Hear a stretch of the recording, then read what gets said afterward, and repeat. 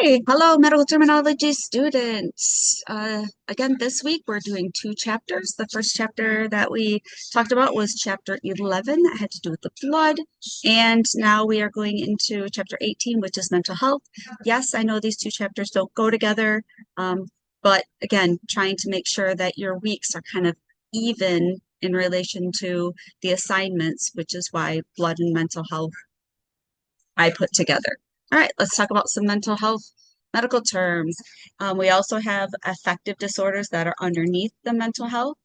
So definitions in mental health. We've got a psychology, psychiatry, psychoanalyst, and psychotherapist. So if we look at these, maybe we can just figure out what the word psycho means. It doesn't mean all goofy or anything, but if you look in your book, psych or psycho means the mind. All right, so psychology, study of the mind. Behavior, yeah, you can actually break that one down. Psychiatry, psychoanalyst, psychotherapist, and then we have insanity. And all of these terms are on page 615 in your textbook.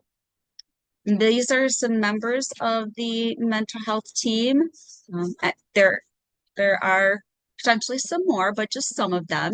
And we already talked about psychiatrists and psychology on the previous slide. So you can take a look in your book and find out those team members, like their role. A couple other terms that or a few other terms you're gonna hear and see is homicide, pyromania, and mental. Take a look at the word homicide. Look at this. Look at this. Sorry. Combining vowel. Remember in the very beginning, we talked about combining vowels, that A-E-I-O-U, where they're just embedded into the word to kind of make it fluid.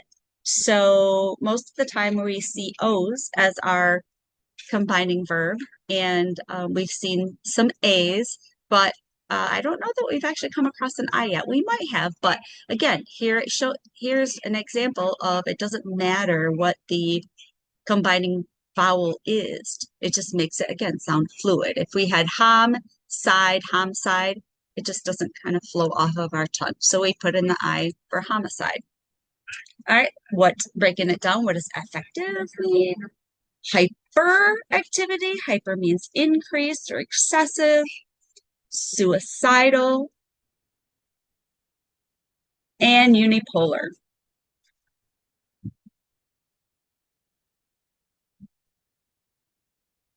Major disorders. We have major depression, seasonal affective disorder, otherwise referred to as SAD. Let's see, I think the term SADD is also used. Seasonal affective deficiency disorder, something like that. I honestly don't remember, but very common in Michigan, SAD, it's because it's wintertime, the sun's not out as much, we're not outside as much as we want to be, so we lack in that vitamin D that is critical for functioning, and this is where you can get this SAD. Perinatal, postnatal, dysmorphic mania. Here we go, breaking it down. Right, so on page 618 is where we start lesson 18.2, and we start off with anxiety disorders. It's anxiety and depression. They're going up, as in prevalence all over the United States, probably all over in the world as well. So general anxiety disorder is one. Here's your symptoms. What does insomnia mean? Meaning you can't sleep. Difficulty concentrating. Then we have irritability, post-traumatic stress disorder, otherwise known as PTSD. And then the symptoms of, obviously, this PTSD impairs the person's ability to function. Other anxiety disorders, we have panic disorder. It's intense fear. It causes physical symptoms such as headaches, nausea, vomiting, stomach ache, body aches. Yeah, Phobias, your fear of something specific. There's situational, and then there's social. Me, I will admit I have almost true arachnophobia. Um, if they're small enough, I can take care of them and kill them. If they land on me, then I freak out. But the bigger ones, oh no, no, no, no. My hands get sweaty. My heart starts to pace. I get that weird feeling in my gut, and my hands will start shaking. And that there is a true fear. So, all right. Some more anxiety disorders: obsessive compulsive disorder, otherwise known as OCD, psychosomatic disorder. These are when you have psychosomatic symptoms. It means that um, something is going on in your mind, but it actually causes physical symptoms, and that's a real thing. Somatoform disorder, somatic symptom disorder. All right, phobia terms. Here we go. Yeah, look at that. Mine's up on the screen. Arachnophobia. So obviously we have phobia at the very end, which is our suffix. Or it could be a term, because phobia is one of those, it's a Greek term that means fear. So acrophobia, fear of heights is really what they refer to. So you're up high. Me, I don't have a fear of heights, I have a fear of falling. Agoraphobia, this is your marketplace where people can't go out in public. Claustrophobia, where they can't be in confined spaces. Arachnophobia, and glossophobia. This has to do with the tongue speaking. Weird, huh? Yeah. Okay. Got some more terms here under section 18.3, schizophrenia and personality disorders.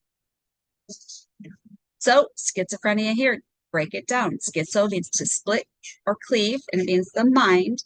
Phren means to split the mind. So it's a condition that has to do with altered levels of thinking.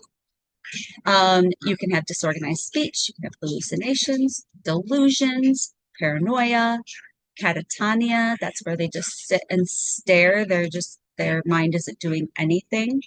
And mutism. So we talked about adjectival terms. So taking the term and turning it into an adjective form. So catatonia would be catatonic. Paranoia is paranoid. Psychosis is psychotic. And schizophrenia is schizophrenic. So again, you're just changing that suffix at the end to change it into an adjective form. Personality disorders. On page 622 of your textbook. So we have borderline personality disorder, narcissistic personality disorder, antisocial personality disorder, schizoid personality disorder, and paranoid personality disorder. Dissociative disorders, dissociative amnesia. This is where you kind of like when you're in a place, you check out and you don't remember what happens. This is your mind's way of protecting yourself from any further harm or trauma. And then dissociative identity disorder. Impulse control orders, intermittent explosive disorder, kleptomania. And I like this last one, trichotillomania. It has to do with pulling your hair out. And if anybody's watching this and you want to hear a crazy, crazy, crazy story about trichotillomania, something that I witnessed in nursing school, reach out to me, send me a message, send me an email, I'll share it to you. You'll be shocked at what I have to say about a patient that had trichotillomania and what happened. Anyway, I'll be happy to share. So send me an email, send me a text message, whatever. And then we have pyromania. So now we're into the procedures and pharmacology, starting on page 625. For mental disorders, I have up here this Diagnostic Statistic Manual of Mental Disorders, 5th edition. This just has to do with diagnosing mental disorders because they're diagnosed in a different in a whole different book or category than your actual like physical illnesses, like a broken leg or maybe hypertension, that type of a thing. If you want to read more up on that book, again, it's on page 625. You can read that. So here's some type of therapeutic methods for mental disorders. There's all kinds of types of psychotherapy, supportive, cognitive therapy, behavioral therapy. There's this cognitive behavioral therapy where it's together, interpersonal therapy, phototherapy, going through or using light as a treatment. Biofeedback is a really good one where you're kind of responding to what's going on in your body. Multimodal treatment, that means we're treating this with multiple modalities. So we could be doing phototherapy along with biofeedback, along with psychotherapy or the cognitive behavioral therapy. Pharmacology, there are many different categories of medications that can be prescribed for individuals with mental health disorders. And they all act a little bit different within the body. And in addition, these will work differently on individuals as well. So when it comes to the pharmacology for mental disorders, just because a provider, gives you a medication doesn't mean it's going to work the same as your best friend who said, "Hey, I'm taking this." Everybody's body will respond to it differently. So sometimes it's actually a trial and error for medications. Psychoactive drugs. This has to do with illicit drugs or like controlled substances that cause or that have a risk for addiction. Defining the drug effects. So these are some of the things that these drugs can do within you. And then here are some breakdown of some terms of the actual different categories: endorphin, psychedelic, psychoactive. And that is it that I would need you guys to know. If you have any questions, please reach out to me, and I will see you in the next video next week.